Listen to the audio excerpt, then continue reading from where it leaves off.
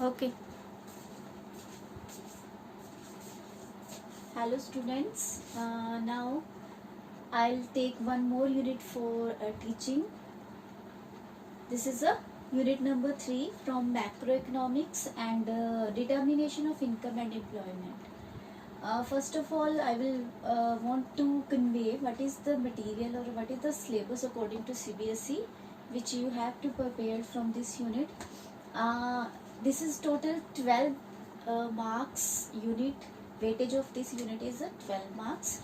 It means during exams, in CBSE exams, there will be a total 12 marks questions from this unit. Okay. Now, first is a aggregate demand and its component. Aggregate demand meaning what is aggregate demand and its component. ये topic इसके अंदर हम करेंगे. Component क्या होते हैं AD के, वो इसके अंदर करेंगे. Second is a propensity to consume and propensity to save. Again what is propensity to consume and save meaning, and again we have a further division of propensity to consume and save, that is the average propensity to consume and save and marginal propensity to consume and save. तो यहाँ पे कुछ हम numerical type questions भी करेंगे और इसका हम आगे फर्दर यूज भी करेंगे. Next is the short run equilibrium output. तो यहाँ पे हम लेवल ऑफ इनकम और एम्प्लॉयमेंट कहाँ पे इक्विलिब्रियम लेवल पे होता है ये एनालिसिस हम इसके अंदर करेंगे. We have two approaches ADAS I और S approach. Then investment multiplier and its mechanism. Economy के अंदर जो इन्वेस्टमेंट है वो किस तरह से काम करती है, उससे कैसे इकोनॉमी में इनकम जो है वो इंक्रीज होती है, वो हम इसके थ्रू करेंगे और इसमें हम चेक करेंगे उसके पूरे मैकेनिज्म को. Next is a meaning of full employment and involuntarily unemployment. Meaning ही है, जस्ट यहाँ पे मीनिंग के ही क्वेश्चन हमें आते हैं, बहुत डिटेल में नहीं जाना है, दोनों कंसेप्ट्स के मीनिंग हमने करने हैं. Last is the problems of excess in deficient demand. Economy के अंदर ओवरऑल जो डिमांड है वो कम भी हो सकती है, वो ज़्यादा भी हो सकती है, तो वो दोनों कंसेप्ट से ऑब्वियसली प्रॉब्लम होएगी. ज़्यादा होगी तो भी प्रॉब्लम होएगी और कम होएगी तब भी प्रॉब्लम होएगी. तो ये दोनों प्रॉब्लम्स के बारे में हम डिस्कस करेंगे, इनका मीनिंग, और फिर हम इनको कैसे करेक्ट कर सकते हैं. अगर इकोनॉमी में डिमांड ज़्यादा हो गई है तो उसको कैसे करेक्ट करना है, अगर इकोनॉमी में डिमांड कम हो गई है तो उसको कैसे इम्प्रूव करना है. तो इसके अंदर हम यहाँ पे मैंने जैसे ये देखो, changes in government spending and taxes, ये जो है गवर्नमेंट पॉलिसीज में आएंगे, इसको फिजिकल पॉलिसी बोलते हैं. एंड मनी सप्लाई, ये RBI की पॉलिसी के थ्रू होगा और इसको हम मॉनेटरी पॉलिसी बोलते हैं. तो हमने गवर्नमेंट की पॉलिसी भी और RBI की पॉलिसी दोनों को डिस्कस करना है कि दोनों किस तरह से इकोनॉमी के अंदर अपने अपने इंस्ट्रूमेंट्स को यूज करके ये प्रॉब्लम्स जो हैं एक्सेस एंड डेफिशिएंट डिमांड, इसको करेक्ट करते हैं. तो ये तो हमारा सिलेबस है जो कि हमने इस यूनिट में पढ़ना है. Important, no doubt, this is very important unit. आपका जो सिलेबस है मैक्रो का, ये वेटेज हमारी बहुत ज़्यादा है इस यूनिट का. और एक्सपेक्टेड क्या है, यहाँ जनरली 6 नंबर का क्वेश्चन इस यूनिट से हमें एग्जाम में आ जाता है. और जनरली कहाँ से क्वेश्चन बनता है, हमारे यहाँ से भी 6 नंबर का क्वेश्चन बनता है, हमारे यहाँ से भी 6 नंबर का क्वेश्चन बनता है, और मल्टीप्लायर भी जो है इन्वेस्टमेंट मल्टीप्लायर, वो भी 6 में पूछा जा सकता है. तो यहाँ से 6 मार्क्स का भी हमें प्रिपेयर करना है, 3 मार्क्स का भी, 4 का भी, 1 का भी. तो हर टाइप के क्वेश्चंस हमें इस यूनिट से प्रिपेयर करने हैं एग्जाम के अकॉर्डिंग. तो इसके अलावा, सिलेबस के अलावा, मैं आपको थोड़ा सा इस यूनिट के बारे में इंट्रोडक्शन देना चाहती हूँ. इंट्रोडक्शन इज दैट कि इससे पहले हमने एक यूनिट किया था first, national income and related aggregates.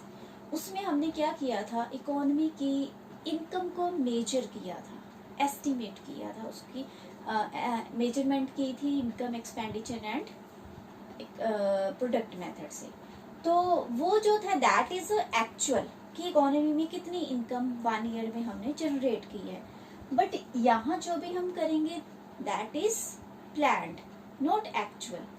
हम यहाँ पे हर कंसेप्ट को क्या लेंगे, एक्सपेक्टेड, प्लान्ड लेंगे कि कितना इन्वेस्टमेंट प्लान्ड है, कितनी कंजम्पशन प्लान्ड है, एग्रीगेट डिमांड जो है वो भी प्लान्ड होएगी, सप्लाई भी प्लान्ड होएगी। Each and everything is a planned concept, not actual. तो ये हमें ध्यान में रखना है। वहाँ एक्चुअल को हमने फाइंड किया है, यहाँ पे हम एक्सपेक्टेड जो है हम उसकी बात करेंगे। तो ये जो हमारा यूनिट है, इसमें बेसिकली हम केन्स जो थे, इकोनॉमिस्ट थे, जो उनका पूरा नाम है जॉन मेनार्ड केन्स।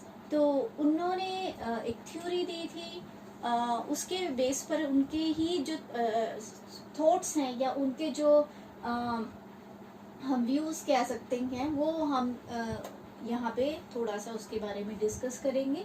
तो केन्स जो थे, उन्होंने 1936 में उनकी बुक आई थी, and the title of the book is the journal theory of employment, interest and money.